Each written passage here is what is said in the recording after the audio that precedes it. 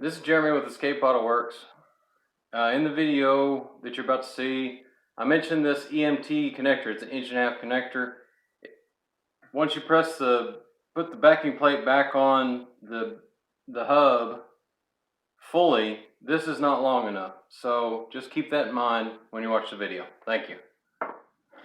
Alright, this is Jeremy with Escape Auto Works. Take 2. I lost my microphone on the first one. Hopefully I make this quick. I said I'd make another video if it was a pain to go back together. The seal or the bearings and all that, it's not that bad, but it's kind of a pain. 2 things to make sure of. I didn't mention, when you take things apart, remember where they go back. Make sure your bearings go back in the right outer, inner and outer. Make sure they go back on the right axle shaft. Make sure the right axle shaft goes back in the right side of the housing. Make sure that your housing and your backing plate, because it can go 180, make sure that's right. Did I mention make sure your backing plate is on the bearing housing? If you take it apart, make sure it goes back together before you try to put it on. Because if you get this on there, it won't, backing plate, you're going to have to take it back off. Alright, so I packed my bearing, I put it in here, put my seal on.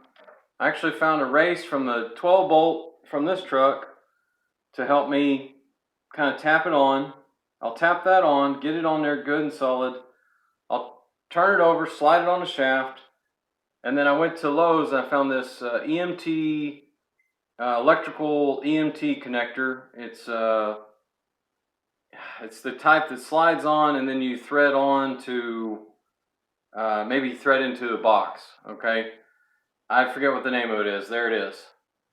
Okay, it's 1.5 inches. You slide this assembly on, then slide this behind it, and you put it in your press, and this will help you press the bearing on. Immediately after that, loosen up your press, slide this off, slide your next bearing on, make sure it's facing the right way. Put this back in behind it.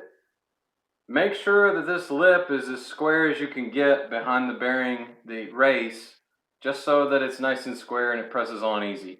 That's it. That pressed it all back together.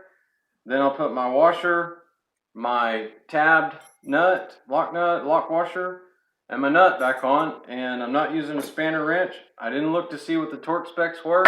I'm tightening it up because this one went together, this other one went together.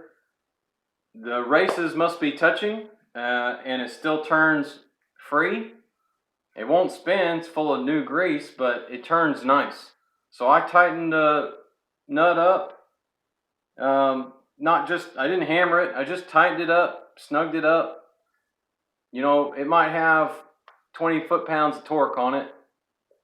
And then I bent the tab, whichever tab was, bent it over, and I'm done.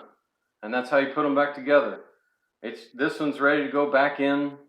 I went to O'Reilly, matched up O-rings. They had trouble finding me an O-ring. Actually found a front-wheel drive, some kind of front-wheel drive hub replacement O-ring. That's the O-ring. The O-ring that goes around the housing that actually goes between this and the rear end housing. And so I've got O-ring. Anyway, I got this tool, this EMT deal at Lowe's. It was like $2. And then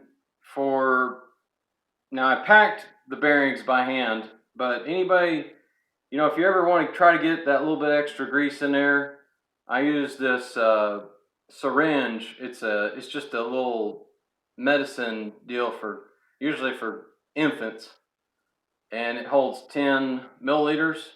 And it's not a needle. It's just all plastic, and you can pull the plunger out, shove a bunch of grease in there, put the plunger in, leave a little bit at the top to get the plunger started before it squirts everywhere, and then you can just kind of work that in there. Same with the seal. I put it behind the lip of the seal. I smeared my little bit on the surface of the seal. Make sure you don't get it out here on the surface where you seal it, where you press the seal in. It just makes it easier to come out. So make sure you keep that dry and clean. And that's it. This is Jeremy with Escape Auto Works. Be sure to go to the website, I should have some pictures of some of this.